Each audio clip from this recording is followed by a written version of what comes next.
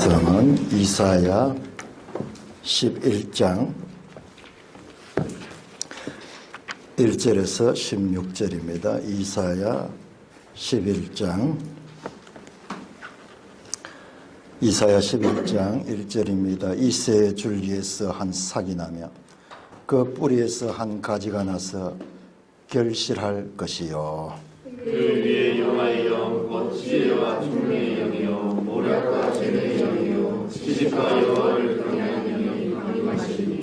그가 여호와를 경외함으로 즐거움을 삼을 것이며 그의 눈에 보이는 대로 심판하지 아니하며 그의 귀에 들리는 대로 판단하지 아니하며 공의로 가난한 자를 심판하며 정직으로 세상에 긍정한 자를 판단할 것이며 그의 입을 하기로 세상하시며 그의 입술의 기운으로 악인을 죽일 것이며 공의로 그의 허리띠를 삼으며 성실로 그의 몸에 띠를 삼으리라. 그때 이리가 어린 양과 함께 살며 돌봄이 어린 염소와 함께 놀며 호랑이와 어린 사자와 살찐 짐승이 함께 있어 어린아이에게 들리며 암소와 곰이 함께 먹으며 그것들의 새끼가 함께 엎드리며 사자가 소처럼 풀을 뜯을 것이며 젊은 아이가 독사의 구멍에서 장난하며 저젖된 어린아이가 독사의 불에 손을 넣을 것이라. 내 거룩한 산 모든 곳에서 해됨도 없고 상함도 없을 것이니 이는 물이 바다를 덮음같이 여호와를 아는 지식이 세상에 충만할 것임이니라. 그날에 이새의 뿌리에서 한 쌍이 나서 하늘의 빛으로 설 것이고 멸망이 그 위로 돌아오니 그가 구한 곳이 영화로우리라. 그날에 주께서 다시 그의 손을 펴사 그의 남은 백성을 아수르와 애굽과 바드로스와 구스와 엘람과 시날과 하맛과 바다 섬들에서 돌아오게 하실 것이라. 여호와께서 열방을 향하여 빛을 세우시고 이스라엘의 쫓긴 자들을 모으시며 땅 사방에서 유다의 흩어진 자들을 모으시니 에브라임의 질투는 없어지고 유다를 괴롭게 하던 자들은 끊어지며 에브라임은 유다를 질투하지 아니하며 유다는 에브라임을 괴롭게 하지 아니할 것이요. 그들이 성적으로 블레셋 사람들이 거기에 날아앉고 함께 동방 백성을 노력하며 에돔과 모압을 손을 대며 아몬과 손을 자리에게 공동치기라. 여호와께서 애굽 해만을 말리시며 그의 손을 유브라데 하수 위에 흔들어 뜨거운 바람을 일으켜 그 하수를 쳐 7갈래로 나누어 신을 신고 건너가게 하실 것이라. 큰 길이 있게 하시되 이스라엘이 애굽 땅에서 나오던 날과 같게 하시리라.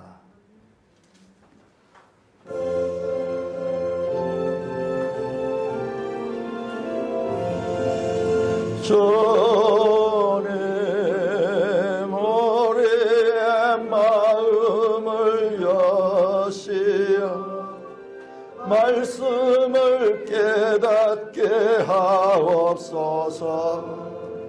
아멘. 우리가 지난주까지 이사야 11장까지 읽었는데요. 이사야는 보니까 한 12장이 짧습니다. 여러분 한번 열어보세요. 12장. 우리 아까 전에 교독했던 내용인데요. 12장은 6절까지 있습니다. 이까지가 첫째 큰 한 단락이 되는 것 같습니다. 특별히 6장부터 이사야의 사역이 출발이 됩니다. 6장. 그러니까 1장에서 5장까지는 이 말씀들이 이렇게 선포되었고 6장부터 이사야가 어떻게 선지자로 처음 부름을 받고 사역을 시작했는가를 보여주고 있습니다. 자, 6장 1절을 한번 찾아보십시오. 6장 1절. 6장 1절 우리 같이 읽겠습니다. 시작. 우시야 왕이 죽던 해에 내가 본 적 주께서 높이 들린 보좌에 앉으셨는데 그의 옷자락은 성전에 가득하였고. 유다 왕 우시야는 열왕기하 15장 2절을 보면 52년 동안 왕으로 통치했던 사람이에요. 52년 대단한 이 시간입니다. 우리나라 박정희 대통령이 18년 장기 집권했는데 52년이니까 얼마나 그 오랫동안 유다를 다스렸던 왕이 죽던 해에, 자 보세요. 내가 본즉 주께서 높이 들린 보좌에 앉았다. 우시야 왕이 죽던 해 이사야는 주님을 봤는데 주님이 보좌에 앉았어요. 보좌는 이게 왕이 앉는 자리입니다. 왕이 앉는 자리. 세상 나라의 왕이 죽고 하나님 나라의 왕이 등장하고 있습니다. 우시야 왕이 죽던 해, 오랫동안 유다를 다스린 그 왕이 죽던 그 해, 하나님, 왕이신 하나님은 그 보좌에 어제나 오늘이나 영원토록 동일하게 계십니다. 세상의 왕들은 오래 통치해도 잠시 있다가 없어집니다. 이사야가 사역의 부름을 받기 이전에 처음으로 본 것이 세상 나라의 왕의 죽음과 그리고 하나님 나라의 왕의 건재하심을 보았습니다. 이사야 사역의 첫 순간에 하나님의 통치와 사람의 통치가 대조되고 있는 것입니다. 우리 성경에 왕들의 이야기들이 많이 나오는데 그 이야기들은 궁극적으로는요, 왕이신 하나님을 우리에게 알리기 위한 하나의 도구들이에요. 자, 10장 8절 한번, 10장 8절. 지금 이사야에 등장하는 이 강대국 가운데 이 아수르가 나오는데, 이 아수르는 세계 역사상 제국주의의 이 제국주의를 이룬 나라입니다. 그 세계 역사상 아주 제국주의를 처음 일으킨 나라가 이 아수르인데, 그 아수르 왕이, 자 10장 8절 우리 같이 읽을까요? 시작. 그가 이르기를 내 고관들은 다 왕이 아니냐. 아수르 왕은 힘을 가지고 지금 남의 나라들을 막 정복하면서 그렇게 펼쳐가면서 하는 말이, 내 고관들은 다 왕들이 아니냐. 이게 무슨 말이냐 그러면은, 아수르의 왕은 모든 나라를 통치하는 왕 중의 왕이고, 아수르의 이 왕의 통치자들, 이 고관들을 각 나라를 정복하고 그 나라의 왕으로 세우는 거예요. 왕으로 세우는 게요. 오늘날 치면 총독이죠. 총독. 빌라도가 로마의 총독으로 와서 유대 나라를 다스렸듯이 총독으로 세우니까는, 아수르에게는 하나의 고관들이지만은 각 나라로 가면 그들이 다 왕이 되는 거예요. 그러면 그 말은 결국 뭐냐? 아수르 왕은 왕들 중에 왕이라는 거예요. 왕 중의 왕이라는 그와 같은 간접 화법입니다. 13절 14절 10장 13절 14절 아수르 왕의 그와 같은 심정을 드러내는 말 같이 한번 읽을까요? 시작. 그의 말에 나는 내 손의 힘과 내 지혜로 이 일을 행하였나니 나는 총명한 자라 열국의 경계선을 걷어치웠고 그들의 재물을 약탈하였으며 또 용감한 자처럼 위에 거주한 자를 낮추었으며 내 손으로 열국의 재물을 얻은 것은 새의 보금자를 얻음 같고 온 세계를 얻은 것은 내버린 알을 주음 같았으니 날개를 치거나 입을 벌리거나 지저귀는 것이 하나도 없었다. 이 아수르 왕이요, 그 왕 중의 왕이라고 자신을 나타내면서 자신이 이 세계를 지배할 적에요, 열국의 경계선을 걷어치웠다는 거예요. 여러 나라들이 그 경계선을 가지고 인접해 있는데 그걸 다 없애버렸어요. 뭐냐? 아수르로 통일했다는 것입니다. 그리고 그들의 재물을 약탈했다. 전쟁의 승리자들은 그 약탈자가 되어가지고 전리품들을 챙기는 거죠. 그래서 그 왕들을 다 낮추었고 자기의 고관들을 그 나라의 왕으로 심었습니다. 14절 내 손으로 열국의 재물을 거둬 내 손의 힘과 내 지혜로운 일. 13절에 보세요. 내 손의 힘과 내 지혜로 이 일을 행했다. 나는 총명한 자라. 자신을 지금 높이고 있는 거예요. 14절 내 손으로 열국의 재물을 얻은 것은, 열국 여러 나라들을 정복하면서 거기에서 전리품을 얻은 것은 마치 새의 보금자리를 얻음 같았다. 새가 이렇게 알을 놓고 그게 보금자리인데 그 보금자리를 그냥 가져가 버리면 그 알이 전부 다 그 가져가는 사람 것이 되어버려요. 그렇듯이 세계를 자기가 탈취했다는 것입니다. 온 세계를 얻은 것은 내버린 알을 좀 같아.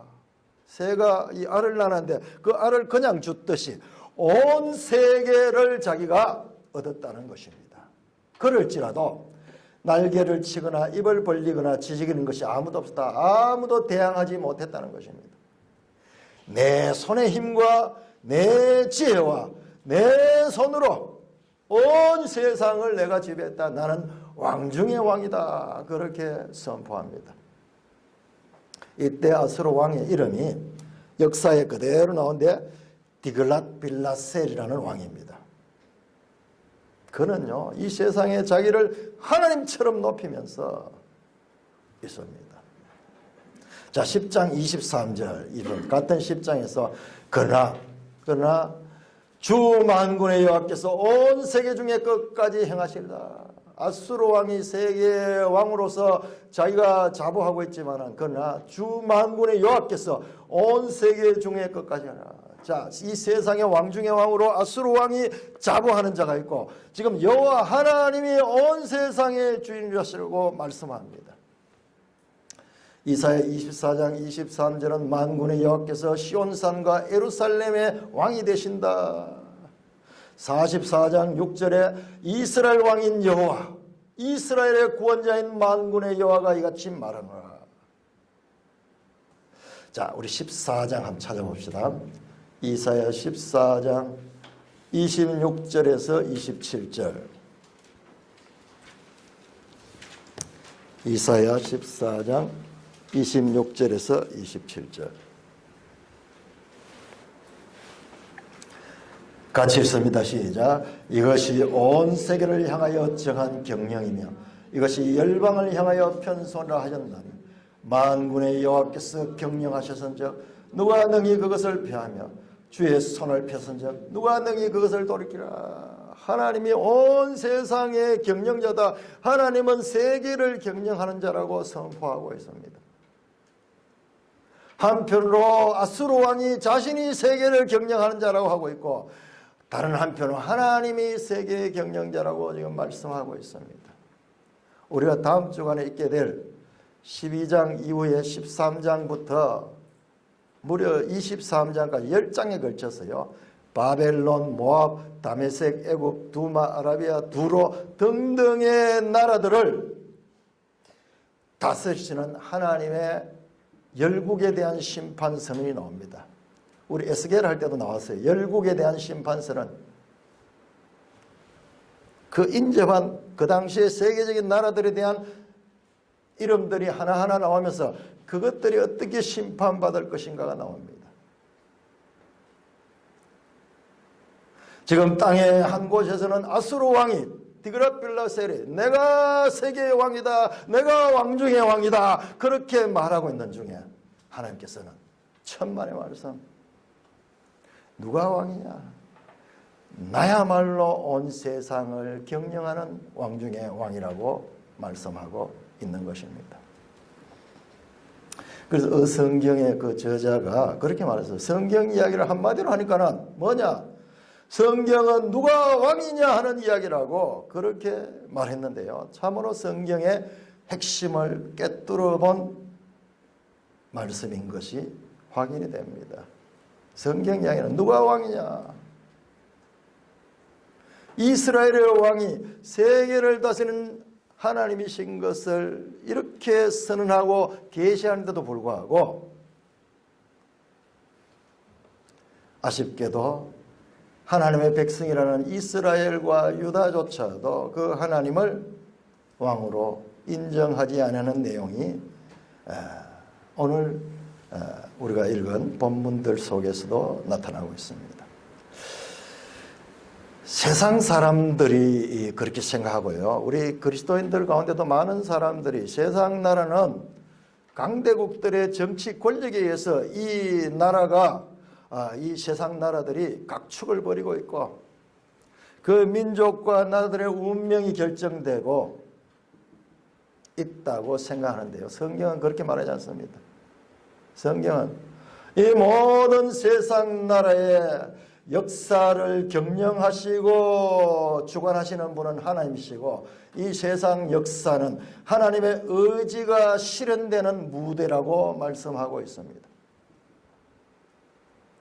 우리가 믿음이 없는 눈으로 보면 이 모든 것은 사람의 깨와 노력으로 이루어집니다.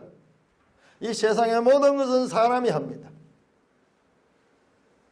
그러나 그 세상을 살면서도 이 모든 것의 주권자는 하나님이심을 믿고 그 믿음과 그 역사관을 가지고 살아가는 것이 장성한 그리스도인의 삶입니다.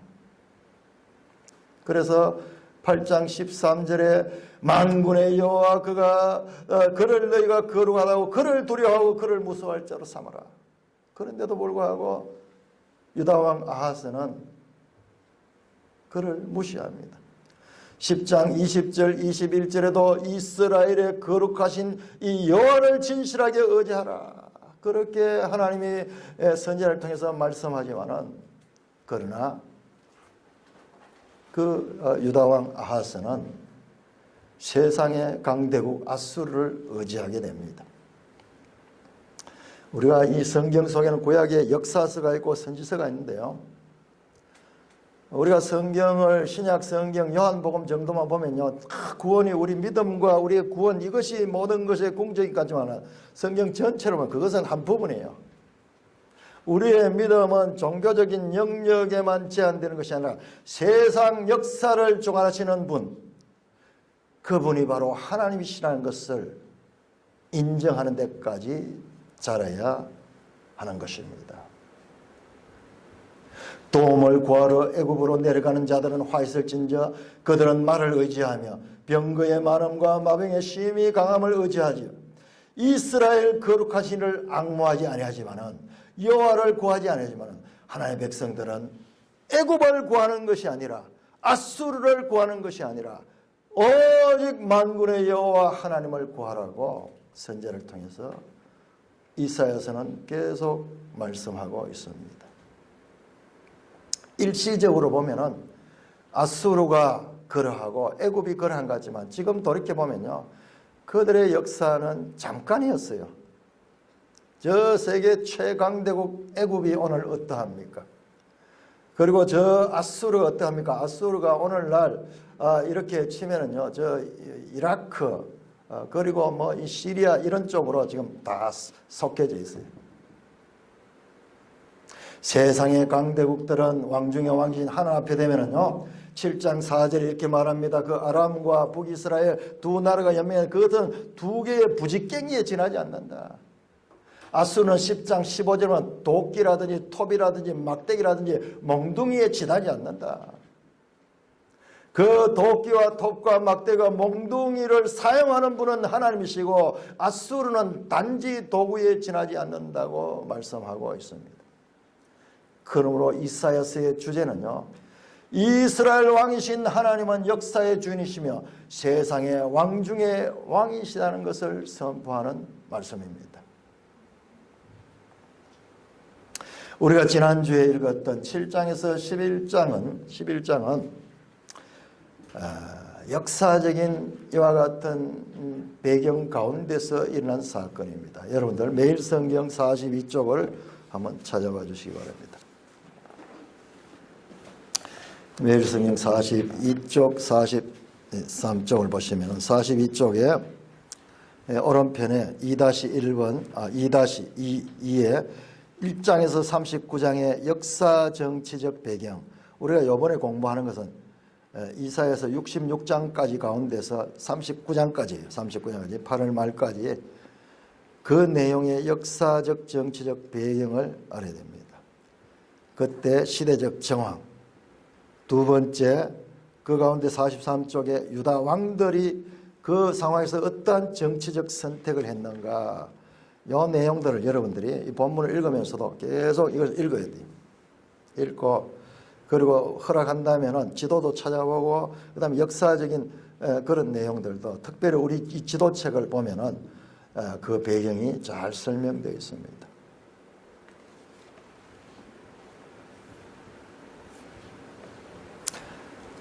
7장에 보면은 하나님께서 6장에서 이사야 선지자를 부르시고 7장에서 제일 처음 사역을 시키는 것에 아하스 왕을 만나게 합니다. 그 아들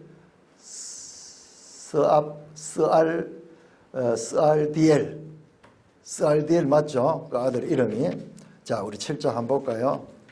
7장 3절. 스알 아숲이네요. 스알디엘이 아니고 7장 3절.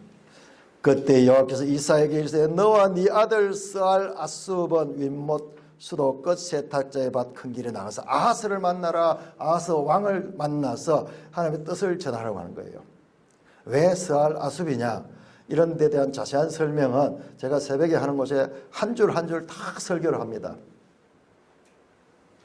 자, 이렇게 왕을 만나게 합니다. 그때 이 아하스 왕은요, 너무나 두려운 일이 일어났어요.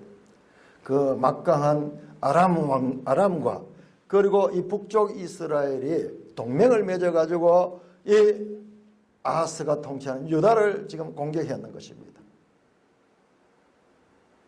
그때 하나님께서 이사야를 보내가지고 너는 그 나라들을 두려워하지 말고 하나님을 의지하라. 그렇게 말씀하는데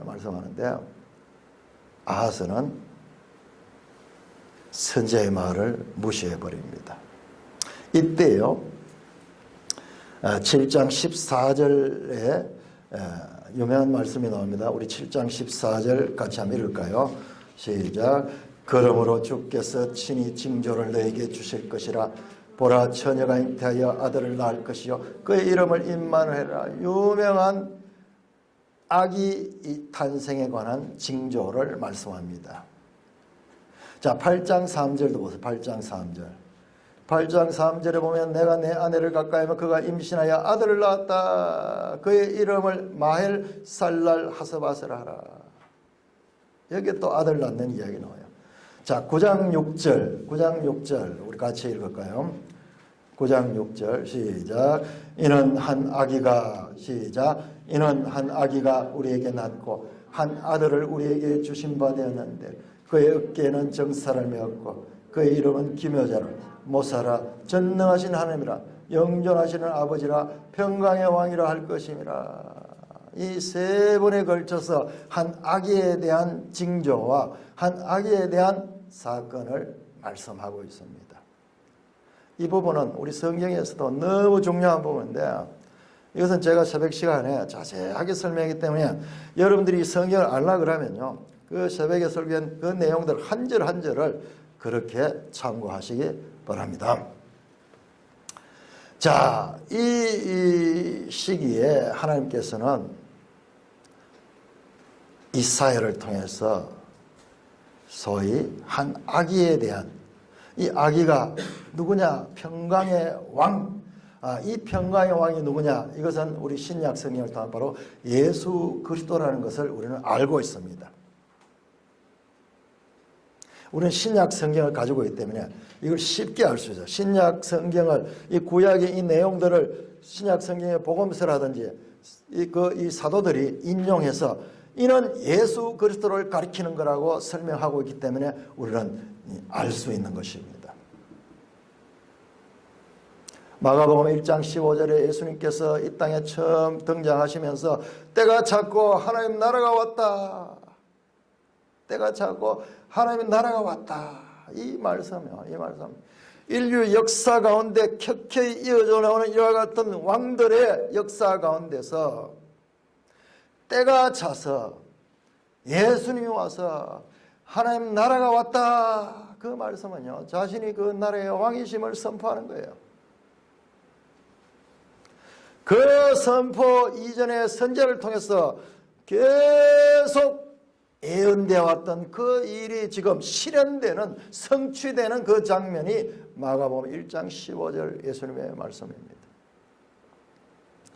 구약의 이와 같은 내용들을 잘 알지 못하는 자들에게는 그 말씀이 그냥 단순한 말씀이지만요, 그 선지자들의 말씀의 그 맥을 아는 사람들은 이 말씀은 어마어마한 말씀의 성취요, 그리고 선지자들의 말에 대한 울림으로서 나타나는 말씀인 것입니다. 우리 구약 성경 가운데 열왕기, 사무엘서도 마찬가지. 사무엘서의 왕들의 이야기가 처음 시작이 되고, 그 다음에 열왕기와 역대기는 왕들의 역사입니다. 그런데 그 역사서는 해피엔딩으로 끝나지 않습니다.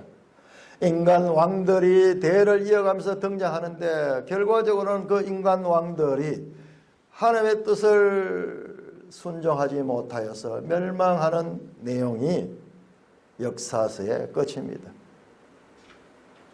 그래서 열왕기 끝은 바벨론 포로로 잡혀가는 이야기, 역대기의 끝도 마찬가지예요.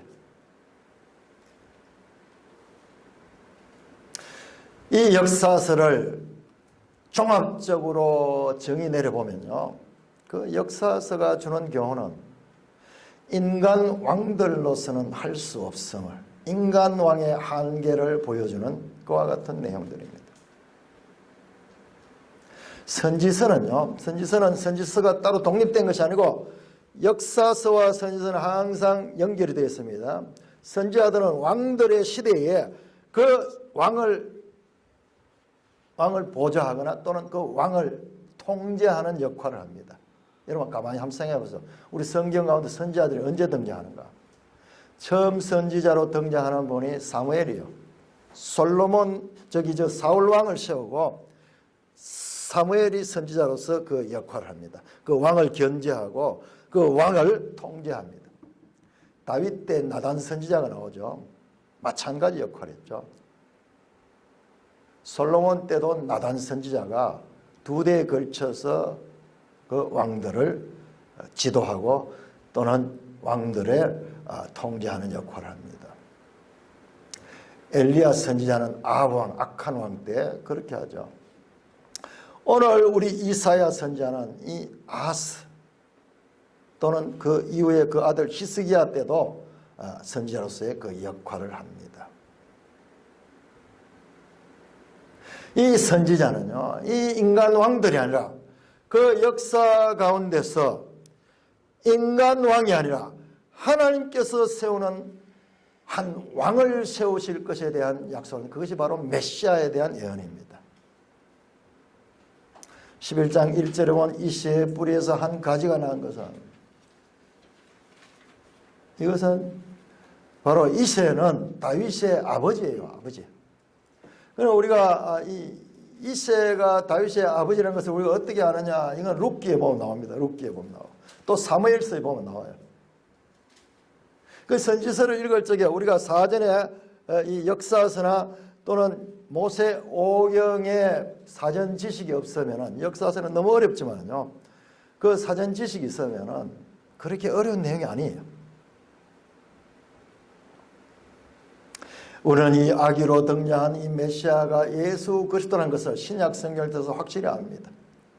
예수님은 다윗의 자손으로 온다.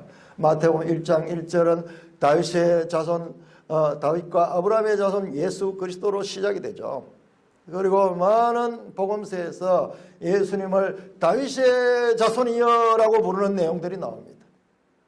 계시록 22장 16절에는 예수님이 스스로 말씀하여 나는 다윗의 뿌리여, 또한 다윗의 자손이라고 말씀합니다. 우리는 신약 시대를 살고 있기 때문에 이 구약의 예언이 어떻게 성취되었으며 그 의미가 무엇인 것을 확실히 알 수 있지만은, 그러나 구약시대의 선지자들은요, 자신이 지금 이와 같은 말씀을 하면서도 그 뜻을 모르는 거예요. 자, 우리 지난번 공부했던 베드로전서 1장 다시 한번 찾아보세요. 이렇게 한번 연결해서 한번 보세요. 베드로전서 1장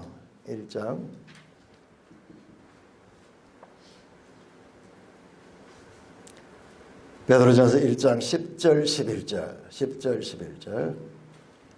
자, 여기에서 우리가 이 말씀을 한번 생각해 봅시다. 시작.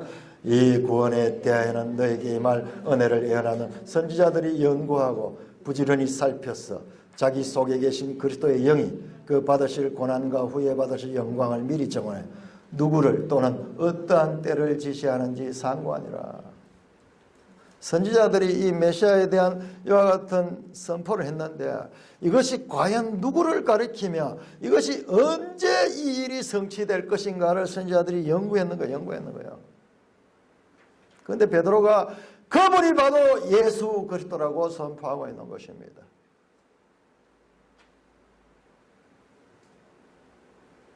그런데 그 메시아는 어떤 모습으로 오냐? 사람의 모습으로 오는데 그것도 아기로 탄생한답니다. 처녀가 잉태하여 아들을 낳는다 그래요. 여러분, 하나님이 사람이 되시고 하나님이 사람의 몸을 통해서 이 땅에 오신다는 것은 그보다 더 큰 수치스러움과 낮아짐이 없습니다.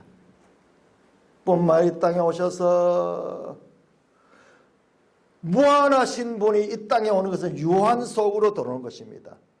영원 속에 있는 분이 이 시간 속으로 들어오는 것은 자신을 낮추는 겁니다. 불멸하신 분이 죽음을 경험하시는 것은 바로 이 모든 것들이 십자가의 도예요. 십자가의 도. 고린도전서에서 말씀하시는 십자가의 도. 십자가의 도가 뭡니까? 자기를 낮추어서 남을 살리는 거죠. 남을 살리는 거.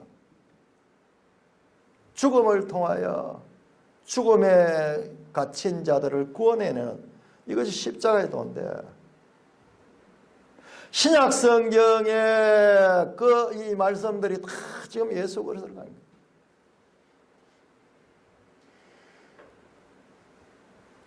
오늘 우리가 읽은 말씀을 보니까는 11장 2절 3절 그분은 어떤 왕이신가? 왕으로 오시는데 그분은 어떤 성품을 가지고 있는 분인가? 2절 3절 그의 위에 여호와의 영 곧 지혜와 총명의 영이요 모략과 재능의 영이요 지식과 여호와를 경외하는 영이 강림하신다. 그의 위에 여러분, 예수님께서 세례를 받으니까는 세례를 받고 물에서 올라오시니까는 성령이 그 위에 임했어요. 우리 신약 성경에는 성령이 비둘기같이 임했다 단순하게 기록되어 있는데 지금 여기에는요 그 성령이 말은 더 자세하게 설명해요. 그 성령은 누구냐? 여호와의 영, 하나님의 영, 거룩한 성령이며 그 성령은 지혜와 총명의 영, 모략과 재능의 영, 지식과 여호와를 경외하는 영이 그 위에 머물고 있다는 것입니다. 영상 한 비춰주시면 영상 한 비춰. 그가 여호와를 경외함으로 즐거움을 삼는다 그렇게 말씀하고 있습니다.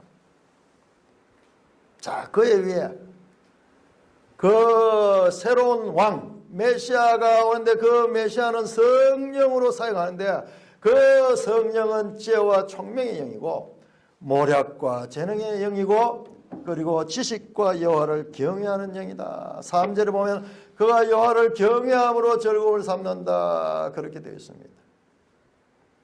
자, 여기에 나오는 내용들 보세요. 지혜와 총명, 짝을 이루고 있습니다. 지혜와 총명의 영, 모략과 재능, 짝을 이룬다. 그 다음에 지식과 여호와를 경외하는 영, 이게 세 상으로 이루어졌는데 다 무엇과 연관이 있느냐 그러면은 지식과 연관, 지식, 아는 것. 지혜, 총명 마찬가지죠. 모략, 재능 마찬가지죠. 그 다음에 지식 마찬가지죠. 그런데 여호와를 경외한다는 것은 이것은 좀 다른 다섯 단어들과는 좀 뜻이 다른 것 같은데요. 그런데 이 킹제임스 성경을 보면요. 킹제임스 성경을 보면 이 영어로 이렇게 했는데 자, 밑에 것은 이건 우리 성경이에요. 우리 성경하고 똑같으면 And his delight shall be in the fear of the Lord. 하나님을 두려움 속에 그를 기쁨으로 삼는다. 그는 여호와를 경외함으로 기쁨으로 삼는다. delight, 즐거움으로 삼는다. 우리 번역하고 같은데요. 이 킹제임스 성경은 그렇게 되어 있지 않아요. Keep understanding that in the fear of the Lord. 하나님을 경외함 속에 빠른 이해력을 가진다. 이렇게 되어 있어요. 요 단어인데요. 옆에 한번 봅시다. 옆에. 자, 이 단어인데 이게 루아흐 하는 이게 성령이라는 단어하고도 같은데 요거는 그거하고는 뜻이 좀 달라요. 자, 여기에 영 하는 게 전부 다 루아흐예요. 루아흐인데 근데 요 루아흐는 그 영과는 다른 의미로 쓰이는데 이게 이제 이 히브리 그 말씀에 아주 신비해요. 자, 여기 보면 이것을 우리 성경은 뭐라고 번역했냐? 딜라이트, 즐거움이라고 번역해요. 3절에 즐거움 번역했는데 이렇게 되어 있죠. His delight, 주님을 경외하는 가운데 즐거움을 삼는다 이렇게 되는데 킹 제임스 성경은 이것을 이렇게 번역했어요. quick understanding. 여기에 quick understanding. 이 한다 하는데 이 두 가지 의미가 같이 있는데 이것을 번역할 때 정말 중요하거든요. 번역할 때 어떤 것을 택하느냐에 따라 다른데 킹 제임스 성경은 이것도 여호와를 즐거움 이 자체도 이해 빠른 이해를 가지고 가는 게 전부 지식과 연관됩니다. 지식. 그러니까 지금 이 여호와의 영과 연관되는 모든 내용들은요. 지식 또는 아는 것 한마디로 압축하면 바로 진리와 연관되는 진리의 동의이어 같은 뜻이지만 다른 표현의 말씀입니다. 진리라는 것으로 함축할 수 있는 내용이에요. 지혜와 총명, 모략과 재능, 지식과 여호와를 경외함, 여호와를 경외함도 지식과 연관됩니다. 잠언 1장 7절 이렇게 말합니다. 여호와를 경외함은 지식의 근본이다. 잠언 9장 10절은 여호와를 경외하는 것은 지혜의 근본이다. 이사야 33장 6절은 구원과 지혜와 지식이 풍성할 것이니 여호와를 경외함이 네 보면이라. 전부 다 여호와를 경외하면 지혜와 지식과 총명과 명철과 연결되어 있습니다. 이 세상의 이 단어들은 전부 다 하나님의 진리로 연결되는 그와 같은 내용들입니다. 여호와의 영, 세상으로 표현된 지혜와 총명의 영, 그리고 재능과 모략의 영, 그리고 지식과 여호와를 경외하는 영, 이 모든 것을 합치면은 한마디로 여호와의 영은 진리의 영이라는 말씀으로 압축할 수 있습니다. 제가 어떻게 이 말씀을 이렇게 압축하느냐? 신약 성경에 성령이라고 성령은 진리의 영이 진리의 성령. 우리가 신약과 구약을 이렇게 합쳐서 이렇게 통전적으로 이해하게 되면은요, 한 본문 속에 나오는 말씀이 가지고 있는 그 풍부함을 우리가 연결해서 이해할 수 있습니다. 진리의 영이다. 여호와의 영은 새로운 통치자로 오는 그 아기로부터 이렇게 와서 이 땅을 다스릴 그 새로운 왕, 하나님 나라를 선포하는 그 새로운 왕이 그 가지고 있는 그 모든 것들은 진리 그 자체다. 진리가 됐다. 그런데 이스라엘 백성들은요, 진리가 없어서 문제였습니다. 이사야서를 시작하면서 1장 3절은 이렇게 말합니다. 소는 그 임자를 알고 나귀는 그 주인의 구유를 알건만은 이스라엘은 알지 못하고 나의 백성은 깨닫지 못하는도다. 한마디로 이스라엘은 하나님의 백성임에도 불구하고 그들은 하나님의 백성으로서의 지식이 없는 거예요. 진리가 없는 것이에요. 그래서 이스라엘 백성들이 이와 같이 하나님의 마음을 아프게 하는 것은 바로 여호와를 아는 지식의 결핍, 즉 무지 때문에 그런 것입니다. 진리의 결핍 때문에 그런 것입니다. 진리의 하나님과 무지의 이스라엘의 백성. 죄는 이 땅의 모든 불행한 일들을 다 가져왔지만은 그 가운데서도 가장 근본적인 문제는 지식과 연관되었습니다. 그래서 선악과는요, 정확하게 하면은 선과 악을 아는 지식의 열매예요. 지식의 열매. The tree of the knowledge of the good and evil. 선과 악을 아는 지식의 열매입니다. 그 선악과를 묻고 이 이해력, 판단력이 부정하게 되면서 이 판단력이 타락됐어요. 진리가 없어져 버렸어요. 그 대신에 그 마음속에 뭐냐? 반역하고 교만하고 그리고 오해 잘하는 그와 같은 것들이 그 지식의 자리를 대신하고 있습니다. 그래서 이사야 5장 20절 21절은 이렇게 말합니다. 그들을 향하여 악을 선하다 하고 선을 악하다 하며 흑암을 광명으로 삼고 광명을 흑암으로 삼으며 선 것을 단 것으로 삼고 단 것을 선 것으로 삼는 자들은 화있을진저.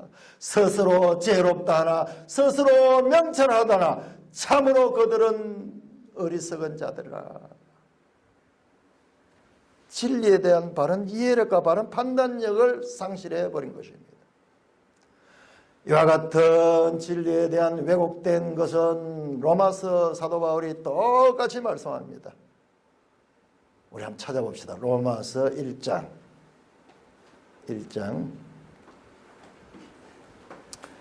자, 진리에 대한 이해력이 망가지게 되니까는 악을 선이라고 보고 거짓을 참이라고 보고 선 것을 단 것이라 생각하고 단 것을 생각하고 모든 것을 바르게 이해하지 못하고 왜곡된 그와 같은 이해를 하게 되는 것입니다. 자, 로마서 1장 21절에서 25절까지 우리 한번 같이 읽겠습니다. 시작. 하나님을 알되 하나님을 영화롭게도 아니하며 감사하지도 아니하며 오히려 그 생각이 허망하여지며 미련한 마음이 어두워졌나니 스스로 지혜있다 하나 어리석게 되어 썩어지지 아니하는 하나님의 영광을 썩어질 사람과 새와 짐승과 기어다닐 우상의 동물 모양의 우상으로 바꾸었느니라. 25절 시작. 이는 그들이 하나님을 진리를 거짓 것으로 바꾸어 피조물을 조물주보다 더 경배하고 섬기니라. 이해력이 망가져 버린 거는, 지식이 망가져 버리는 거는 이렇게 왜곡된 거 아니에요. 하나님이라고 섬기는데 우상을 하나님이 대신하는 거예요. 스스로 지혜 있다 하지만 참으로 어리석게 되어버린 거예요. 그래 하나님의 형상과 하나님의 모양을 따라 지음을 받은 인간이요, 자신들이 다스려야 될 그 동물들, 그것들을 우상으로 만들어 자기 손으로 만들어 그 앞에 절을 하고 그 앞에 무릎을 꿇게 되니까는 이것이 바로 인간의 죄로 말미암아 생겨난 불행한 지식에 왜곡된 상태입니다. 진리를 거짓으로 바뀌었으니까 그 결과 피조물을 조물주, 창조주보다도 피조물을 신으로 섬기는 이와 같은 왜곡된 일들이 일어났던 것입니다. 유다왕 아하스는 이와 같은 하나님의 법을 가지고 있는 왕임에도 불구하고 결과적으로 그 하나님의 뜻을 따르지 않습니다. 유다의 왕들은 신명기 17장에 왕의 법도가 있습니다. 그 왕은 항상 율법서를 옆에 두고 그 다음에 18장 신명기 18장은 선지자 제도에 대해서 말씀이 나옵니다. 하나님께서 선지자를 보내가지고 특별하게 그에게 보낸데도 불구하고 그는 선지자의 말을 듣지 않고 또한 하나님의 말씀을 따르지 않습니다. 그러나 이새의 줄기에서 난 삭, 그 위에 여호와 영이 있는 하나님은 어떻게 판단하는가? 3절 보세요. 3절에서 11장, 이사야 11장 3절에서 5절까지 우리 함께 한 목소리 계속 시작. 그는 눈에 보이는 대로 심판하지 아니하며 그의 귀에 들리는 대로 판단하지 아니하며 공의로 가난한 자를 심판하며 정직으로 세상에 겸손한 자를 판단할 것이며 그의 입의 막대기로 세상을 치며 그 입술의 기운으로 악인을 죽일 것이며 공의로 그의 허리띠를 삼으며 성실로 그의 몸의 띠를 삼으리라. 자, 이새 줄기에서 나오는 이 왕은요, 이 왕은 어떻게 판단하는가? 아하스는 판단력을 제대로 가지지 못해서 하나님의 뜻을 따르지 못했습니다. 그러나 이새의 줄기에서 나오는 이 왕은 어떻게 판단할까? 왕이 하는 역할 가운데 가장 중요한 것이 이 심판하는 거예요. 판단하는 거예요. 왕의 판단이 잘못되면 온 백성이 잘못되게 되는 것입니다. 그분은 어떻게 판단하는가? 눈에 보이는 대로 판단하지만 귀에 들린 대로 판단하지 않는다. 이게 뭐냐 그러면 감각적으로 외모적으로 외모를 가지고 판단하지 않는다는 말입니다. 그럼 무엇으로 판단하냐?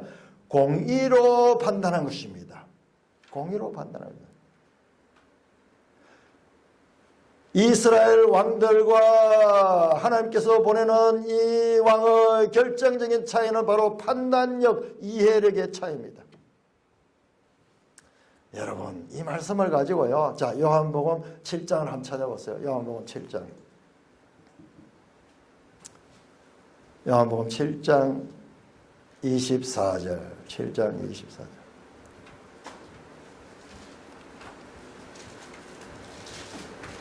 예수님께서 안식일 날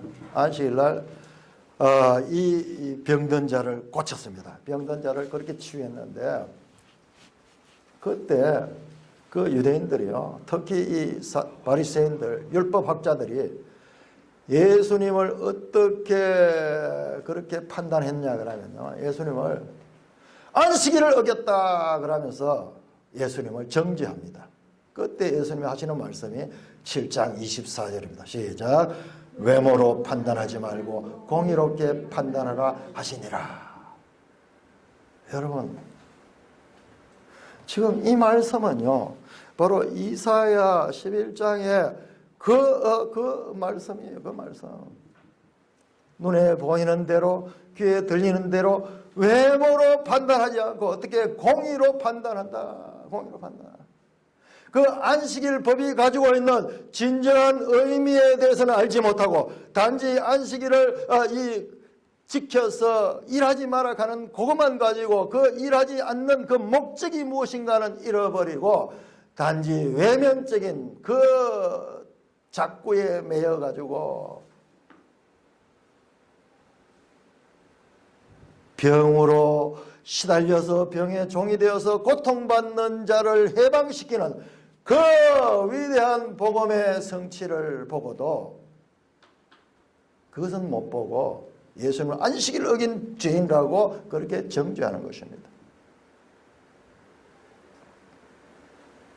예수님 시대의 율법 전문가라고 불리는 바리새인들이 가장 많은 예수님의 지적을 당하고 심지어는 저주를 당하기도 합니다. 왜 그런가? 그들은 그 지식이 외모에 치중되어서 정말 그 말씀이 뜻하는 바는 알지 못하기 때문에 그렇습니다. 그러면 거기에 머무르면 다행인데 그들의 왜곡된 그 생각을 절대 기준으로 삼고 그 법을 가지고 다른 사람을 판단하고 심지어는 진리 그 자체인 예수님을 십자가에 못 박아 죽이는 잘못을 범한 것입니다.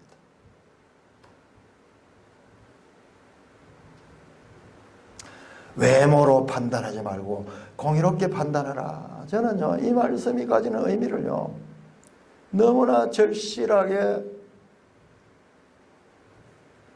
중요성을 깨닫고 있습니다.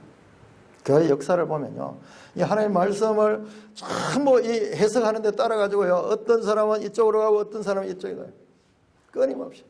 지금도 이단들은요, 하나님의 말씀을 가지고 자기 나름대로 그렇게 해석을 하는데 외모로 판단을, 외모로. 공의롭게 판단하지 못하는 거예요. 그러면서요, 자기들 것이 절대 진리하면서 상대방을 정죄하고 심지어는 그들을 박해까지 하고 종교가 권력을 가질 때는요, 그걸 가지고 사람들을 사형시키기도 하고 그렇게 했던 겁니다.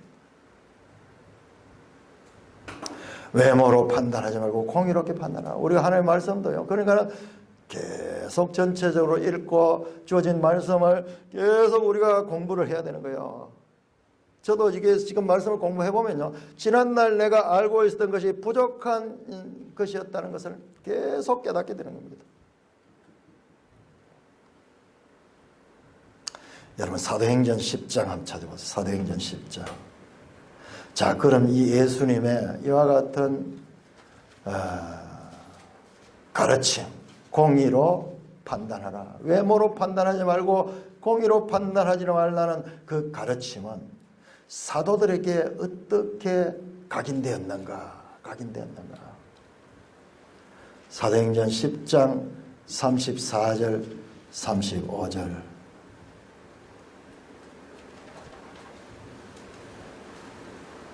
시작. 베드로가 입을 열어 말하되 내가 참으로 하나님은 사람의 외모를 보지 아니하시고 각 나라 중 하나님을 경외하며 의를 행하는 사람은 다 받으시는 줄 깨달았도다. 여러분 베드로전서 1장 17절을 여러분 나중에 한번 찾아보세요. 베드로전서 1장 17절 사도 베드로는 이 말씀을 가슴에 새겼어요. 이렇게 말합니다. 외모로 보시지 않고 각 사람의 행위대로 심판하는 이를 너희가 아버지라고 부른즉. 사도 바울도 마찬가지요. 사도 바울 로마서 2장 11절에 하나님께서는 외모로 사람을 취하지 아니하신다. 갈라디아 2장 6절에 하나님은 사람을 외모로 취하지 아니하신다. 에베소 6장 9절 그에게는 사람을 외모로 취하는 일이 없는 줄 너희가 알라.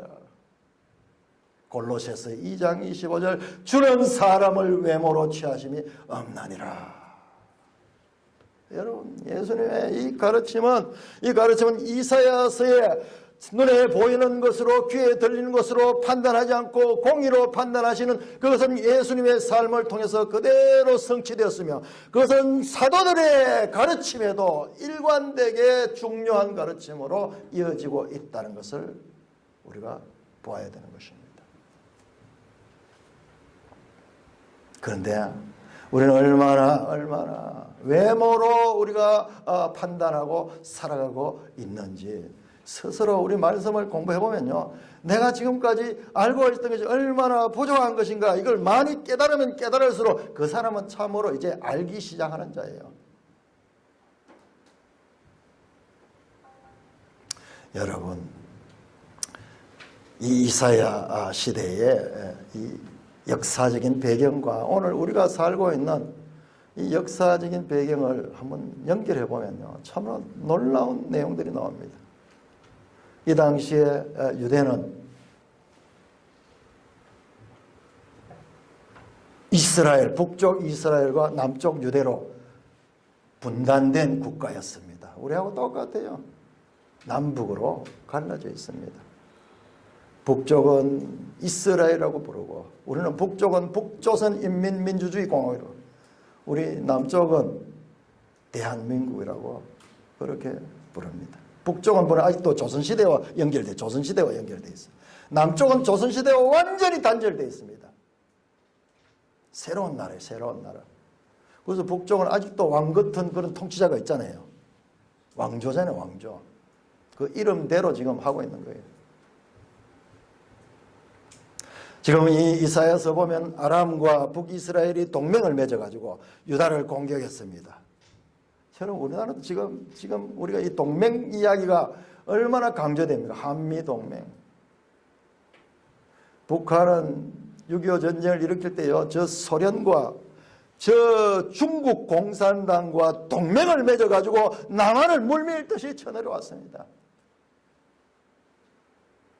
우리 남한 땅이 지금 70년 이상 동안 이렇게 평화를 누린 건요, 한미 상호 방위 조약이라는 이 동맹 관계 때문에 그렇습니다. 우리 역사를 보면은요, 우리 역사가 외침을 당한 것이요, 수로 1000회 가까이 900수십 회 됩니다. 그런데 이렇게 70년, 80년이 되도록 한 번도 외침을 당하지 않고 이런 평화를 누린 건 우리 역사상 없었던 일이에요. 왜 그렇습니까? 우리 남한이 더 강해서 그렇습니까? 세계 최강의 미군이 와서 여기에 주둔하고 있는 거예요. 최첨단 세계의 무기들이 우리가 언제든지 사용할 수 있는 그와 같은 동맹관계를 갖고 있기 때문에 그런 것입니다.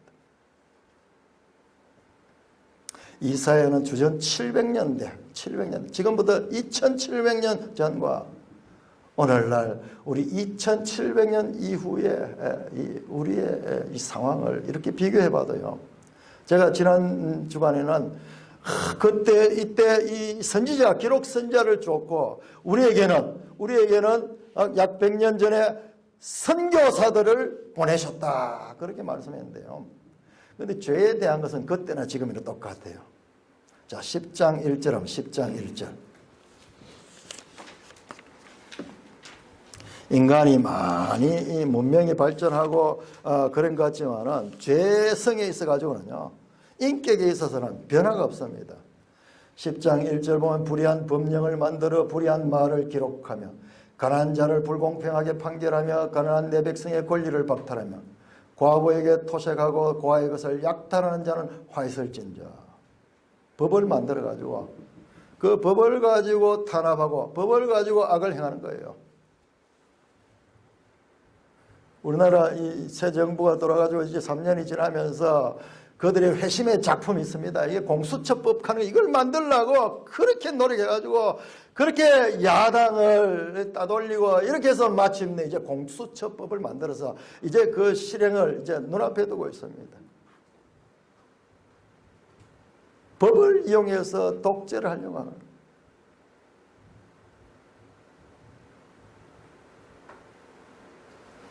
그리고 이 땅의 현대사에서 가지고 왜 이렇게 여러분 우리나라에 공산주의가 들어온 것을요 저도 이제 연구를 해서 알게 됐어요.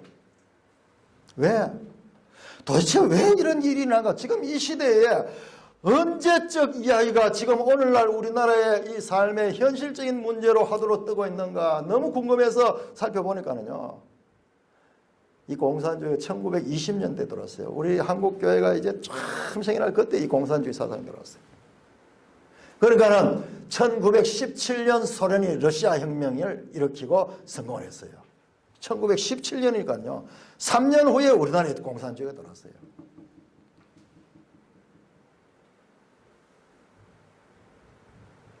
그리고 1948년 건국을 하면서요. 건국을 하면서 이제 이 사상 대립에 있어 가지고 자유우파 이 세력이 이 권력을 잡고 이 나라는 확실한 노선을 정했는데 그런데 70년이 지난 이후에 지금 좌파 우파 논쟁이 이렇게 격렬하게 일어난 적이 세상에 어디 있습니까? 한쪽에는 태극기를 들고 성조기를 들고 한쪽에는 성조기를 찢어버리고 대체로 나이 많은 사람들은 태극기를 들고 지금 있고 젊은 사람들은 저렇게 좌파 사상을 열광하면서 이 나라가 이렇게 사상적으로 소용돌이치는 이런 시대가 왜 이제 나타나냐. 이게 1945년에서 48년 이 3년 동안에 이 땅에 엄청나게 일어났던 일들이야. 역사를 공부하게 돼요. 자꾸 이러니까는 왜 이런가?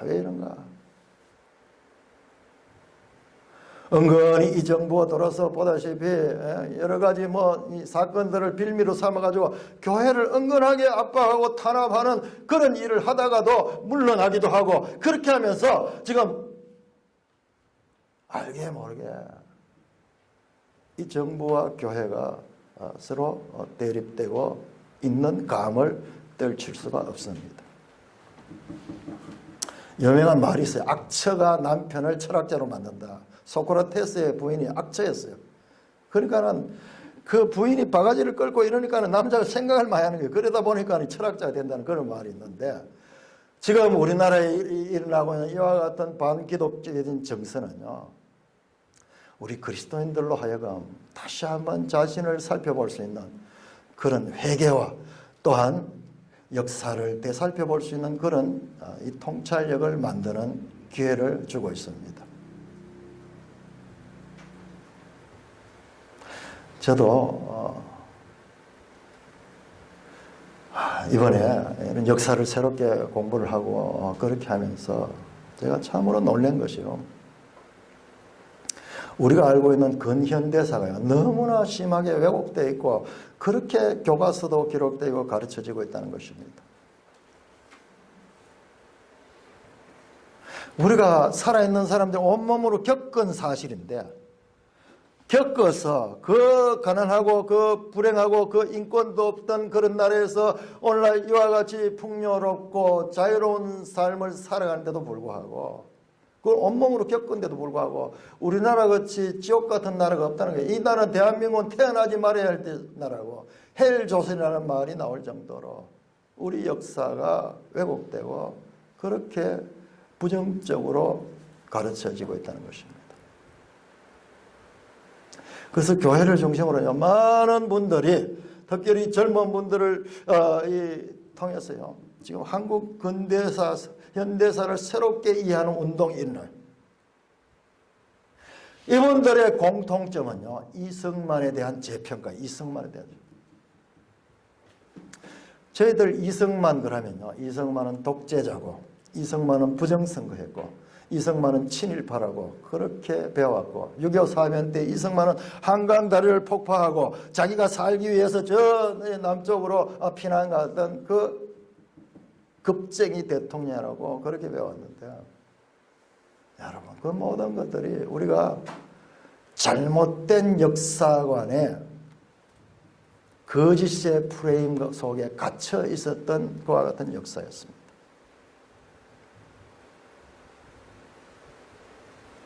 이승만은요, 제가 지금 이승만에 관한 책을 읽고 있는데, 이승만은요, 정말 하나님께서 이 대한민국이라는 하나님이 사용할 이 나라를 세우기 위하여 오랫동안 준비시키고 그렇게 연단시켜서 만들어낸 인물입니다. 여러분들 꼭 이승만에 대한, 지금 유튜브에 들어가면은 이승만 강의가 많이 있습니다. 이승만에 대해서. 이승만은요, 정말 대단한 사람이에요. 한국 교회와 6.25 전쟁과의 관계, 미국 교회와 한국 교회 관계, 건국에 있어가지고 기독교가 어떤 역할을 했는가의 관계, 우리 역사에 대한 이 모든 잘못된 오해들을 걷어내고요. 우리가 공의롭게 역사를 봐야 돼요. 우리 쪽으로 기울어진 것도 아니고 저쪽으로 기울어진 것도 아니고 외면으로 된 것이 아니라 공의로운 판단력을 가져야 될 것입니다. 공산주의자들은요, 참으로 사탄의 하수인이라고 부를 수 있는 거예요. 그 하는 일들이 성경이 가리키는 사탄의 일을 거들게, 사탄은 거짓의 압이거든요. 공산주의자들은 선정선동하는데 거짓말을 밥 먹듯이 합니다. 그래도 양심의 가책을 전혀 받지 않습니다. 왜 그런지 아십니까? 그들의 가장 중요한 그와 같은 핵심 사상 가운데는요, 목적은 수단을 정당화한다는 사상이 있습니다. 목적은 수단을 정당화한다. 자기들이 원하는 목적을 이루기 위해서는 어떤 수단 방법을 써도 그것은 괜찮다는 겁니다. 그러니까 거짓말을 밥 먹듯이 하는 거예요. 우리 좀 살은 사람들은 압니다. 북한과의 관계, 남북한의 이 교류 관계하고 뭔가 좀 이 관계를 개선하려고 했다가 얼마나 많이 속았는지요. 얼마 전에 저 뭐 핵무기 있던 그것을 이 폭파한다고 폭파했죠. 그 폭파 처음 아니에요. 김정일 때도 그 핵시설 폭파하는 그것을 온 세계를 향하여 그 폭파했습니다. 저 사람들은 폭파 전문가들이에요. 어떤 약속도 폭파시킬 수 있는 그와 같은 자들입니다.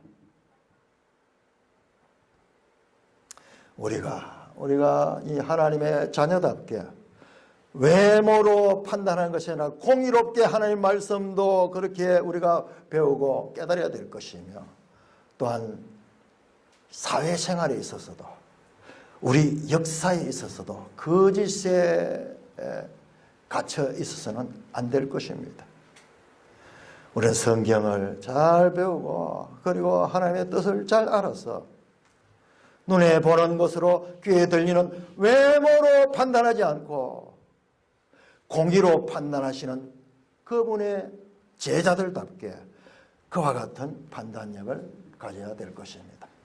사랑하는 형제 자매 여러분, 예수 그리스도는 선지자 이사야가 말씀하신 그 아기로 이 땅에 오신 다윗의 후손입니다.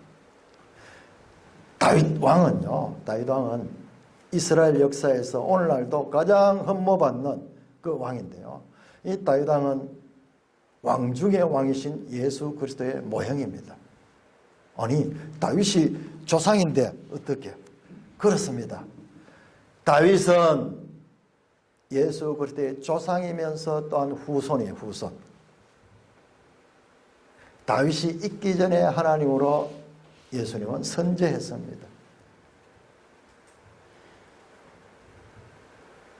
그 나라 왕이신 예수님의 통치는 진리로 통치했습니다. 예수님은 진리 그 자체입니다. 내가 곧 길이요 진리요 생명입니다. 진리를 알지니 제자들은 진리를 알지니 진리가 너희를 자유케 하리라 그렇게 말씀했습니다. 반대로 사탄은 거짓의 아비, 거짓의 근원입니다. 그래서 사탄은 어떻게 하냐? 자신을 계속 광명의 천사로 나타냅니다. 사탄은 뿔을 가지고 붉은 칠을 해가지고 등장하는 것이 아니라 너무나 자비로운 모습으로, 너무나 인권을 위한 모습으로, 너무나 형제를 나타내는 모습으로 등장합니다. 골고루 평등하게 잘 살아야 된다. 광명의 천사로 가정하는 것이 이상한 일이 아니라 고린도후서 11장에 말씀합니다. 사탄은 항상 나타날 때 광명의 천사로 가정합니다. 사도행전에서 사도 바울은 양의 탈을 쓴 일이라고 말합니다. 이 일이가요, 양의 탈을 쓰고 있는 거예요. 거짓의 압인 거예요. 궁극적인 목적은 교회를 해치는 것입니다. 이 거짓을 분별할 수 있는 것은 진리의 말씀인 성경밖에 없습니다. 우리에게 주신 이 성경은 한 장짜리가 아닙니다. 이렇게 두꺼운 말씀입니다. 우리 인간 역사 가운데 우리가 살아가는 삶 가운데 닥치는 그와 같은 사건들은 참으로 단조롭지 않습니다. 정치, 경제, 사회적 문제들은 단순하지 않습니다. 역학관계 가운데서 이 국제관계 가운데서 이루어지는 일들입니다. 그래서 성경도요, 우리가 닥치는 모든 상황들을 해석할 수 있는 그와 같은 사건들이 기록되어 있고 율법이 기록되어 있고 시가 있고 또 이야기들이 있고 사람들의 배워야 될 모델과 버려야 될 모델도 이 속에 다 담겨져 있는 것입니다. 성경에 나오는 이스라엘 역사는 하나님의 말씀을 따라 산다고 하면서도 얼마나 많은 실패가 있을 수 있는지를 생생해 보여주는 실제적인 사례집들입니다. 오늘 우리가 얼마나 많은 오해와 억지와 오류 가운데 우리의 판단력과 이해력이 왜곡되어 있는지를 먼저 알아야 됩니다. 오늘 6장에 보니까는 이사야가 하나님 앞에 처음 가는데요. 그 서 있는데 하나님이 이사야를 부르니까는 이사야가 그 앞에서 화로다 나여 망하게 되었도다. 왜? 그 거룩하신 하나님, 절대 선이신 하나님 앞에 들어가는 죄인은 스스로 느끼는 거예요. 나는 부정한 사람이요, 내 입술이 부정한 백성이다. 죄인이라는 것입니다. 죄인이라는 것입니다. 그 거룩 앞에 그 죄인이 몸둘 바를 알지 못하는 것입니다. 그러므로 우리 자신의 판단력은 늘 부족하는 것을 인정하고 아하스의 길을 따르지 않고 겸손히 하나님의 말씀을 마음에 받고 우리의 삶의 현장에서 진리의 성령의 가르침을 따라 살아가는, 그래서 외모로 판단치 않고 공의로 판단하는 그와 같은 산돌교회 되시기를 주님의 이름으로 축원합니다. 하나님 아버지, 은혜를 감사합니다. 눈이 있어도 보지 못하고 귀가 있어도 듣지 못하고 참으로 눈높이로 맞춰서 가르쳐줘도 깨닫지 못하는 저희들을 하나님께서 불쌍히 여기시고 진리의 성령을 우리에게 보내주셔서 하나님을 믿게 하시고 또 그 하나님의 말씀을 알아갈 수 있도록 은혜를 베풀어 주셔서 감사를 드립니다. 하나님의 말씀을 통하여 우리는 죄인임을 알게 되고 또한 우리가 얼마나 무지한 자며 우리의 판단력과 이해력이 얼마나 부족한 것이며 얼마나 왜곡될 수 있는가도 깨우쳐 주시니 감사를 드립니다. 또한 악한 사탄의 영은 거짓의 압이요 우리 속에 지금도 거짓으로 진리를 대신하고자 하는 그와 같은 욕심을 일으키며 작동하고 있다는 것도 알게 하시니 감사를 드립니다. 오직 진리의 성령을 따라 하나님의 말씀을 날마다 꾸준히 묵상하며 이 하나님의 말씀을 먼저 외모로 판단하지 않고 공의로 이해할 수 있게 하시며 우리의 삶의 현장에 있어서도 외모로 판단한 자들이 아니라 공의로운 하나님의 뜻으로 판단하는 하나님께서 기뻐하시는 연단된 성품을 가진 자들이 되게 하여 주시옵소서. 우리 주 예수 그리스도의 이름으로 감사하며 기도드리옵나이다. 아멘.